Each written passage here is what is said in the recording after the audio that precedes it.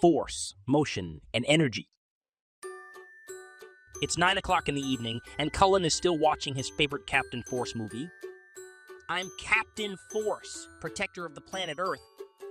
Yeah, what up? Bam! Cullen, it's time to sleep. Let's turn off the TV now. Okay, Mommy. Later that night, Cullen started dreaming about Captain Force he watched earlier. He dreamed of being Captain Force's sidekick. Cullen, I need you to point this lightning stick on our enemy who is hiding 10 meters away from that park bench over there. Yes, Captain. Cullen, hurry. He's getting away. He has moved 5 meters more from his place earlier.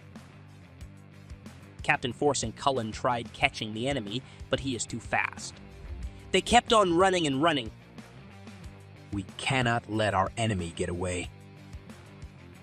But Captain, there are cars all over the place. We cannot get to him in time. Don't worry.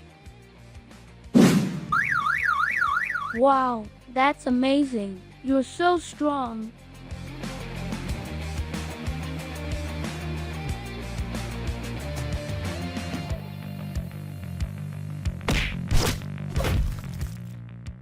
Finally, Cullen and Captain Force caught their enemy who's carrying the destruction box of humanity and the environment. We got you. You cannot destroy our world anymore. Cullen, take this box and make sure to keep it safe. For sure.